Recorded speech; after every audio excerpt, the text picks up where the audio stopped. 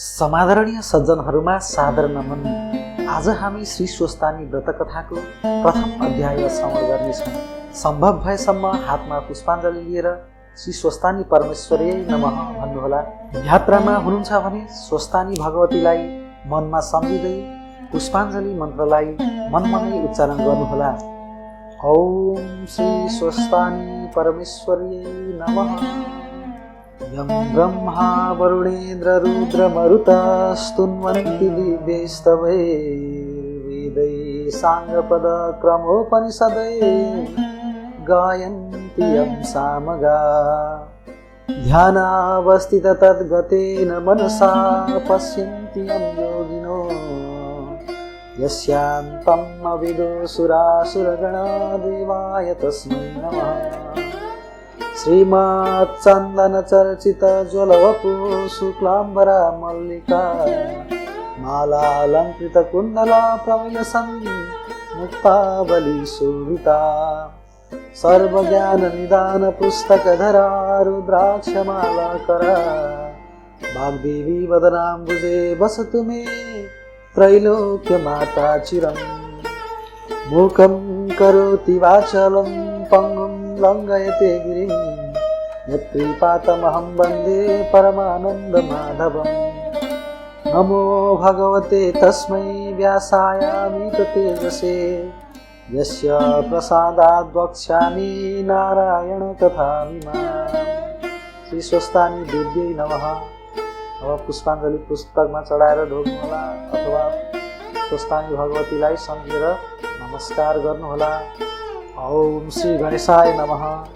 अथ श्री स्वस्तानी व्रत कथा प्रथम अध्याय। कुमारजी आज्ञा गर्नुहुन्छ, हे अगस्त्य मुनि, तिमी एक चित्त भई सुन। अघि यो संसारको सृष्टि गर्दा भएको प्रथम शान्त्यतीत पद अर्थात् त्यहाँबाट शक्ति उत्पन्न भइन्।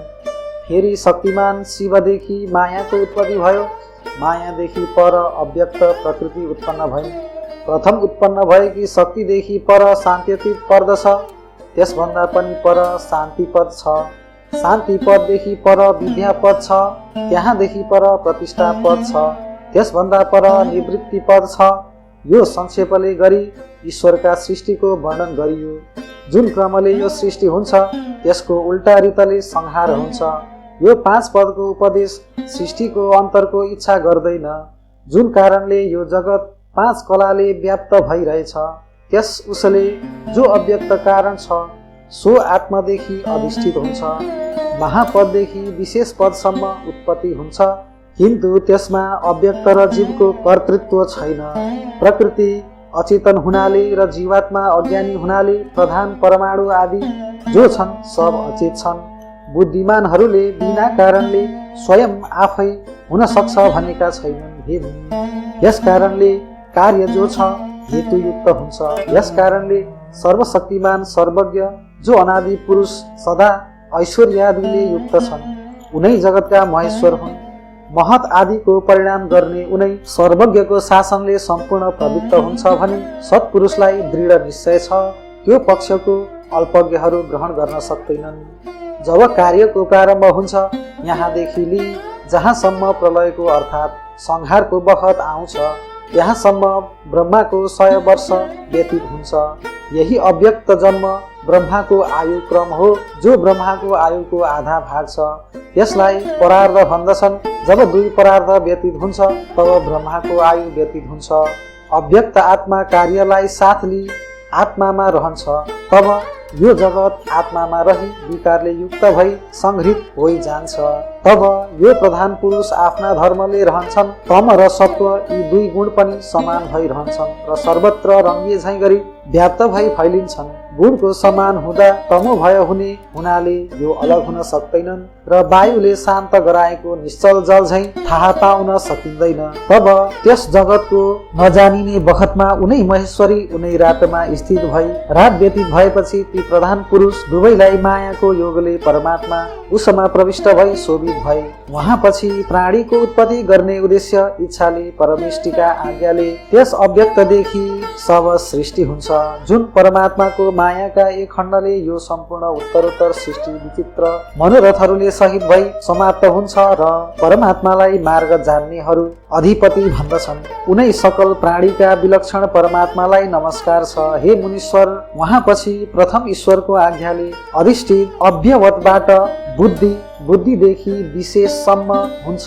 क्रमैले विशेषसम्मका विकारबाट ब्रह्मा, विष्णु, रुद्र यी तीन देवता उत्पन्न भई संसारमा कतै पनि नरोकिने भएकी उनकी शक्ति भई उनको नाश हुने ज्ञान पनि अणिमादि सिद्धि सहित भई उत्पन्न पालन र नाश यी तीन कर्म ती तीनवटाका भए। कल्पान्तरमा फेरि पनि बुद्धि र मोहका निमित्त परमेश्वरले शक्ति प्रदान गराई परस्पर उत्पन्न भई परस्पर शक्ति धारण पनि गर्दछन्। परस्पर स्थिर भई परस्पर शक्तिलाई बढाउँछन्। कहीं ब्रह्मा, कहीं विष्णु, कहीं रुद्रको स्तुति हुन्छ। यस उसले उनको सामर्थ्य थोरै धेरै हुँदैन, किन्तु बराबर रहन्छ।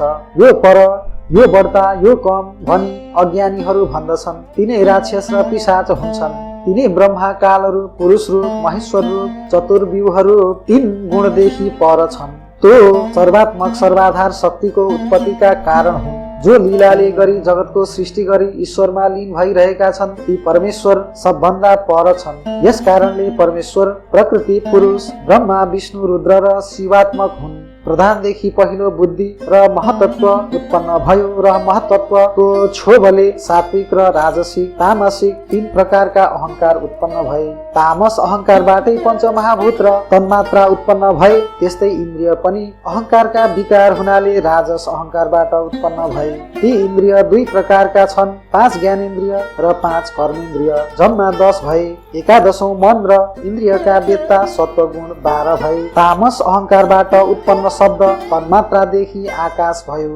आकाशदेखि स्पर्श, स्पर्शदेखि वायु उत्पन्न भयो। वायुदेखि रूप उत्पन्न भयो। रूपदेखि तेज, तेजदेखि जल, जलदेखि गन्ध, गन्धदेखि पृथ्वी भइन्। यो पञ्चमहाभूतको चराचर जगतको उत्पत्ति भई पुरुष अव्यक्तका अनुग्रहले महतदेखि विशेषसम्मका अण्डकन उत्पन्न गर्दछन्। जब ब्रह्माको कार्य र कारण सिद्ध भयो तब त्यस अण्डमा ब्रह्मा संज्ञा भएको क्षेत्रले बुद्धिमा प्राप्त भयो। यही प्रथम शरीर हो, यसैलाई पुरुष मान्दछन्। उही प्राणका आदिकर्ता ब्रह्मादेखि उत्पन्न भई त्यस सृष्टिकर्ताका अभिभावक युक्त ब्रह्माको उपमा रहित ज्ञान, वैराग्य, लक्षणयुक्त धर्म र ऐश्वर्य गराउन ब्रह्मा सम्बन्धी बुद्धि उत्पन्न भइन्। जो यसको मनमा इच्छा छ त्यो अव्यक्तदेखि उत्पन्न हुन्छ। त्यसले तीन गुणलाई वश गरेको छ। जो गुण उसको अपेक्षा गर्दछ त्यो स्वभावले सापेक्ष छ। आफ्ना आत्मालाई तीन प्रकारसँग भाग लगाएर तिनको क्रम प्रवृत्त हुन्छ। यी तीन गुणले नै सृष्टि, पालन र संहार गर्दछन्। सृष्टि कर्ममा चतुर्मुख ब्रह्मा, संहारमा रुद्र, पालनमा सोही सहस्रशिर पुरुष कहिन्छन्। यसै कारणले तीनै अवस्थामा स्वयम्भू रहन्छन्। ब्रह्मत्वमा सत्वगुण र रजोगुण, कालत्वमा तम र रजगुण रहन्छ। विष्णुत्वमा केवल सत्व मात्र रहन्छ। यसै प्रकार गुण र बुद्धि तीन प्रकारको छ। ब्रह्मत्वमा लोकको रचना हुन्छ। कालत्वमा संहार हुन्छ। पुरुषत्वमा व्यापार रहित केवल दर्शन मात्रले पालन कार्यको सिद्धि हुन्छ। यस्ता प्रकारका परमात्माको तीन कर्म छ। यस्तो तीन प्रकारले भाग लाग्नाले सो परमेश्वर त्रिगुण भनिन्छन्। 4 प्रकारले भाग लाग्नाले चतुर्व्यूह भन्दछन्। आदि हुनाले पुरुष भनिन्छन्। अजन्मा हुनाले अज भनिन्छन्। सुवर्णको जो मेरु पर्वत छ उही ती महात्माको गर्भाशय हो। जल, समुद्र र पर्वत जरायु हो। केही अण्डमा यी सब लोक रहन्छन्। यसका अन्तरमा संसार, चन्द्रमा, सूर्यादि ग्रह, वायु, नक्षत्र सहित सब स्थिर छन्। यो अण्ड जलदेखि 10-12 गुणा ज्यादामा व्याप्त छ। आकाशले वायु व्याप्त छ। आकाश पञ्चभूतले बेष्टित छ। भूत आदि महतले महत प्रकृति व्याप्त छ। यसै उसले ब्रह्माण्ड प्रकृतिको 7 आवरण अर्थात् पर्दाले व्याप्त छ। यस उसको प्रकृति समेत 8 पक्ष परस्पर प्रादुर्भाव भई परस्पर जगतलाई धारण गर्दछन्। आधार र आधारीहरूका भावले ती विकारमा विकारी कछुवाका शरीर झैं फैलाउने र खुम्च्याउने हुन्छ। यही व्यक्त अथवा प्रकट विकार उत्पन्न गरी पछि संहार पनि गर्दछ। यो सब जगत पूर्वोक्त क्रमले उत्पन्न भई अव्यक्तबाट प्रकट हुन्छ। यस्तै प्रलय कालमा उल्टा गुणको पनि सम र विषम उत्पन्न भई गुणको साम्य, लय र विषमतामा सृष्टि हुन्छ र यही ब्रह्माको कारणले ब्रह्माण्ड हुन्छ। ब्रह्माको क्षेत्र हुनाले यो ब्रह्म क्षेत्र भनिन्छ। यस्तै प्रकारले यस्तै कोटियौं अण्डले अवगत हुनाले प्रधान, तल, बीच माथि स्थित छ। यसै स्थानमा ब्रह्मा विष्णु रुद्र स्थित छन्। प्रधानबाट रचना भई शम्भुका सन्निधिमा प्राप्त भई अण्डबाट ब्रह्मा उत्पन्न भए, जसले यो सम्पूर्ण जगत सृष्टि गरे। त्यस जीवको आवरण संक्षेपपूर्वक मैले वर्णन गरे। अन्त्यकालमा आत्यन्तिक प्रलय हुन्छ। यो सब चेष्टा परमेश्वरका लीला मात्र हो, जो कि अप्रमेय कारण ब्रह्मा प्रधान प्रकृतिदेखि प्रादुर्भाव भएको छ। त्यो आदि मध्य अन्त्य वीर्य बलवान शुक्ल रक्तवर्ण पुरुषले युक्त हुन्छ। रजको वृद्धि हुनाले लोकको सन्ततिको वृद्धिको कारण छ। सृष्टिको आदि कालमा 8 विकारलाई उत्पन्न गरी अन्त्यकालमा गुप्त गर्दछ। प्रकृति काल स्थापितको कारण जहाँसम्म स्थित छ त्यहाँसम्म प्रवृत्ति पनि छ। त्यो सब शिव प्रकृति काल ऐश्वर्य जान्नु, जो महेश्वरका केवल संकल्प मात्रले उत्पन्न हुन्छ। हे मुनीश्वर, गएको आयुको जो काल वर्णन गरियो त्यसलाई अपरार्ध भनिन्छ। उति नै ब्रह्माको अर्को समय छ।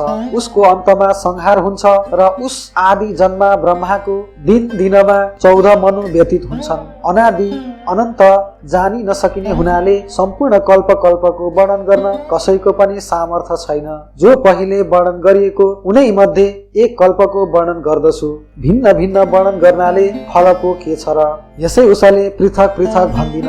अनेक समयको अनेक अनेक कोटियौं कल्प छन्। त्यसमध्ये जो पद्म कल्प छ उसको अब म दोस्रो अध्यायमा वर्णन गर्नेछु। हरि ओम इति श्री स्कंद पुराणे केदार खण्डे माघ महात्मे कुमार अगस्त्य संवादे श्री स्वस्तानी परमेश्वर्या व्रत कथायां ब्रह्माण्ड वर्णनम नाम प्रथमोऽध्याय। अब पुष्पाञ्जलि हातमा लिएर मङ्गलाचरण गरौँ। यात्रामा हुनुहुन्छ भने मनमा नै यो मङ्गलाचरण सम्झिन सक्नुहुन्छ। उपनयतु मङ्गलम व सकल जगन् मङ्गलालय श्रीमान दिनकर किरण नवोदित नवनलिन दल निभीक्षणः कृष्णः काले वर्षतु पर्जन्य पृथिवी सस्यशालिनी देशोऽयं क्षोभरहिता ब्रह्मणा सन्तु निर्भया अपुत्रा पुत्रिण सन्तु पुत्रिणः सन्तु पौत्रिणा अधना सदना सन्तु जीवन्तु शारदां शतं तत्रैव गंगा यमुना च तत्र गोदावरी सिन्धु सरस्वती च तीर्थानि सर्वाणि वसन्ति तत्र यत्राच्युतोदार कथा प्रसंग या कुन्देन्दु तुषारहार धवला या शुभ्रवस्त्रावृता या बिन्दावरदण्डमण्डितकरा या श्वेत पद्मासना या ब्रह्माच्युत शंकर प्रभृतिभिर्देवैः सदा वन्दिता सा मा पातु सरस्वती भगवती निशेष जाड्यापहा कायेन वाचा मनसिन्द्रियैर्वा बुद्ध्यात्मना वा प्रकृति स्वभावात् करोमि अध्यात्मं सकलं परस्मै नारायणायेति समर्पयिता इति।